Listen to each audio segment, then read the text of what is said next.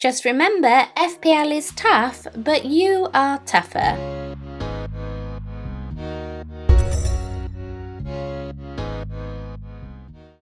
Hi guys, I'm FPL Nympria and welcome back to the home of FPL videos. Wow, blimey, what a game week. There are some high scores out there thanks to the madness of the results in the footy fixtures. I've had a madness of a game week too. Let's take a look at how I got on in game week 22. Martinez continues to be a legend, even conceding a goal. He got 4 points from his minutes played, 6 saves and 1 bonus point. What a dude. In defence, the City lads made it up to me this week just by playing They Saved My Bacon. I'll touch upon that a little more later, but I was just happy that they played, let alone bringing me in 2 clean sheets. Don't think I've loved Pep any more than I did this game week, that's for sure. Dina got another chance in my team. I didn't expect a clean sheet, and well, I didn't get one. But he did get an attack in return, and that's why I started him. 1 assist and minutes played got me 5 points towards my team total. At this point, I'd like to say a welcome back to my midfield.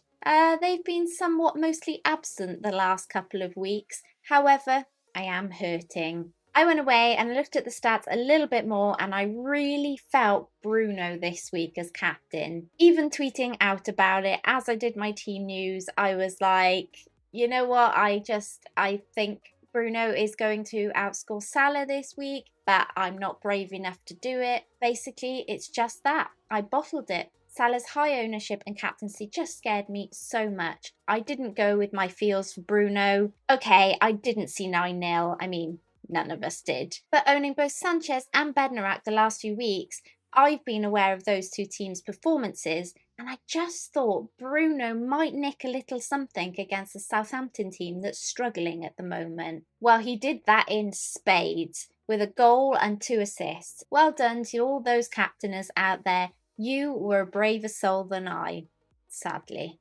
I went Salah for his blank, gutted. I'm recording this Thursday daytime, so Son is yet to play. I agonised over starting him or Soucek. What did I say in my video last week? Never bench this guy. And of course, he scored. You just couldn't write it. But I woke up Tuesday with Son on the brain. Let's see why that is later on this evening. Gundog continues to impress though. An assist and 2 bonus points for 8 fabulous points towards my team total. I should address that I had Rafinha in this spot before moving him on to KDB and then him on to Gundogan. Rafinha has 2 goals and 2 assists in that time since I sold him, the same as what both KDB and Gundogan has amassed me also in that time. So it's evened out across the game weeks, but Rafinha looks very great for his price. There's just so many cheap price midfielders at the moment, isn't there, right? And there just isn't enough room for them all in our teams, unfortunately. Moving to my forwards for the first time in a long time, I can say they all pulled their weight. Antonio was brought in this week for Adams, 2 assists from Antonio for 8 points. Couldn't be happier with that move. Will he start to share the goals with Jesse now? Let's see. Hopefully it ups Antonio's input rather than hurts it. You never know. DCL finally scored after a 5-game week drought, nabbing all 3 bonus points for a nice 9 points towards my team total. And Bam Bam chipped in with an assist for 5 points. We'll take them all. That means that my 3 top scorers for Game Week 22 at the time of recording this are I'm still hurting Bruno Fernandes, welcome back Dominic Calvert-Lewin, and newcomer Antonio. Gunther got the same points, but I've edged it with the newbie.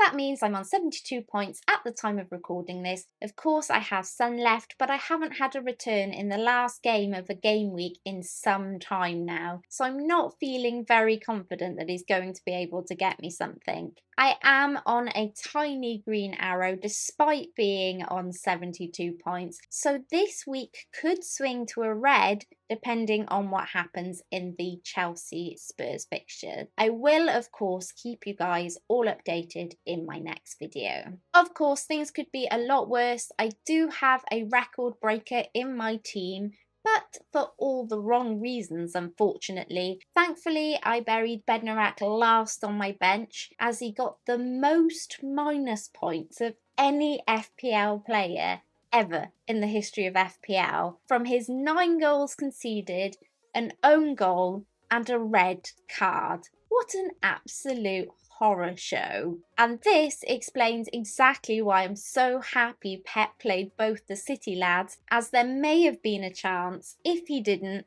like last week, that I may have got Bednarak off of the bench. Thanks Pep for that.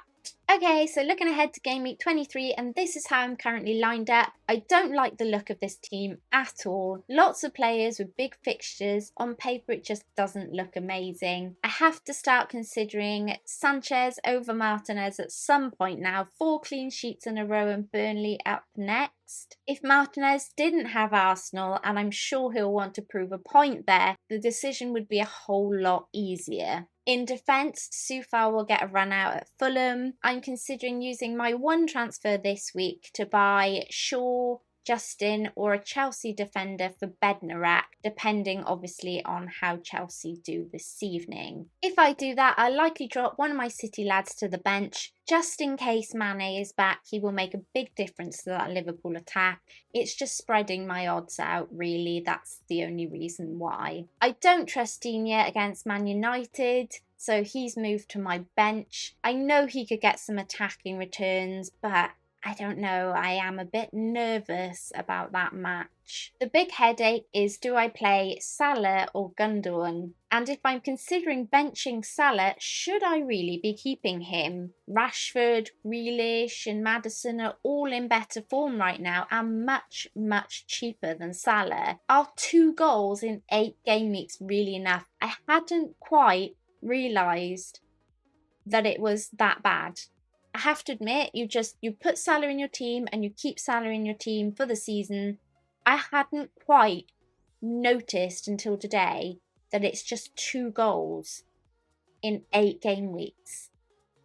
I'm just still letting that sink in. I suspect he gets another game week or 2 in my team just for being Mo Salah, to see if he gets any returns with Mane back, but I'm getting very iffy on him now, and I never thought I'd say that, I have to admit. I've been asked to go into a few more players doing well on my watch list and so on in my videos. I'll definitely look into adding that in from next game week when the turnarounds aren't so quick, but at the moment I've only got a couple of hours to make this video, so I just want to get something out for you guys. My Game Week 23 captain is between Bruno and Antonio. United will be full of confidence after that win. Everton haven't been solid at the back, so Bruno is the safe option this week. That said, I am very tempted by Antonio. The Hammers have scored 7 goals in the last 3 game weeks and Fulham have conceded 4 in that time. With Lingard in that team, I'd be expecting a lot of counter-attacks because he's quite quick, and Antonio could be right amongst all of that.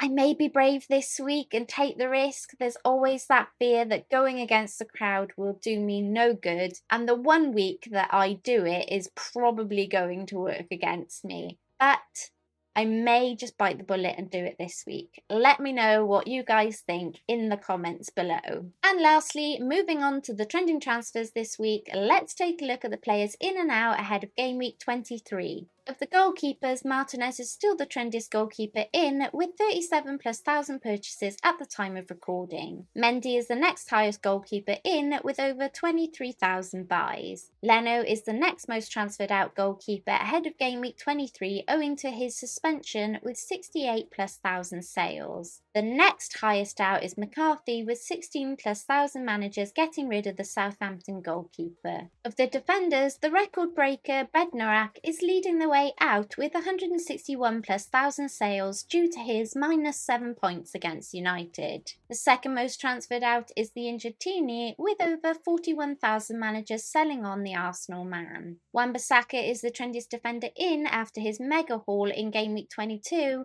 with 136,000 plus purchases. Shaw is the second most transferred in defender after also doing well in Game Week 22 with over 86,000 buys. In midfield, Lingard is the trendiest midfielder in this week after his brace in Game Week 22, resulting in 82 plus thousand buys. Soucek is the second most transferred in with over 70,000 buys. Zaha is the most switched out midfielder this week owing to injury with 60 plus thousand sales. Foden is the next highest midfielder sold this week due to being dropped with over 52,000 sales. Up front, Kane is still the trendiest forward out this week due to injury, with 134 plus thousand managers moving on the top forward in the game. Firmino is the second most sold forward this week with over 33,000 sales. Antonio is the front runner in the forwards category this week with over 84,000 purchases. Wilson is the second most bought forward ahead of Game Week 23